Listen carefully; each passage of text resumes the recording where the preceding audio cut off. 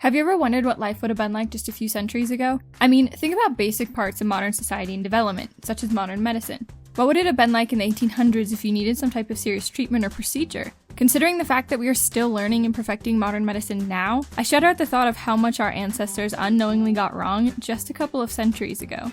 Some of these olden times doctors weren't all bad though. Or maybe compared to now they were, but for the times, they were alright.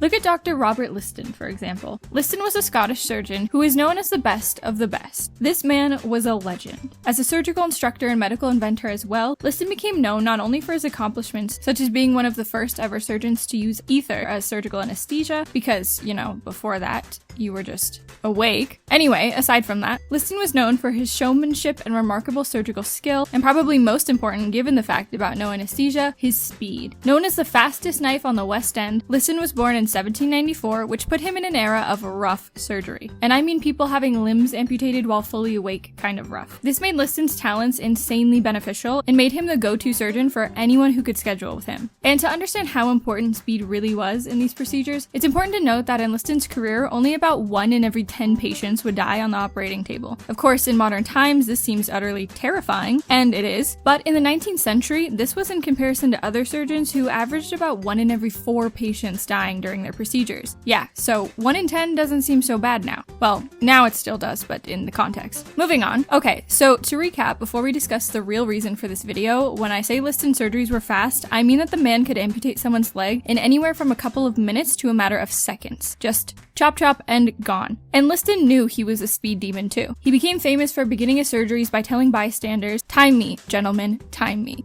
Absolute legend. But some legends have a fall from grace before their ultimate demise, and Liston was one of them. See, the doctor's speed was without a doubt impressive and often preferred. Nonetheless though, sometimes speed can come at the expense of efficiency or accuracy, and this was a problem that Liston knew a bit too well. The first sign of his imperfections came in a procedure where the overzealous surgeon was supposed to simply amputate the leg of one of his patients, but instead accidentally took his manhood with it. 10 of 10, not a nice experience. Still, Liston's success and general superiority compared to other local surgeons meant that this mistake would not end his career, and he would continue to complete less, bad surgeries for some time. This eventually led to his most infamous procedure, the surgery with a 300% mortality rate. Once more, this was meant to be a simple amputation procedure performed at the London University College Hospital. During the surgery, as was pretty normal at the time and for Liston in particular, there was a crowd of bystanders who watched the amputation take place, which in this instance proved to be a bit deadly. The problems began the moment that Liston lowered the surgical knife to begin the surgery, and it got worse and worse from there. So when he went to begin the amputation, his assistant's fingers were apparently too close to where he aimed to cut, or he just aimed poorly due to his overconfident speed, and he cut off the fingers. This was a literal mess because Liston couldn't stop the procedure, so he had to continue, which allowed the blood and whatnot of now the patient and unintentional patient to contaminate each other and just cause some general chaos. And this was not even the end of it. As Liston then swung the knife back up, he accidentally clipped the coat of a spectator and seemingly scared them so badly that they went into shock and died. Which, okay, by now this is all pretty crazy, but that's only one death, right? Well, true, the patient did survive the surgery, but they would later die from an infection caused by the amputation, and the assistant would also pass away due to infection from the unintentional amputation. This ultimately resulted in the surgery ending with a 300% mortality rate, which is really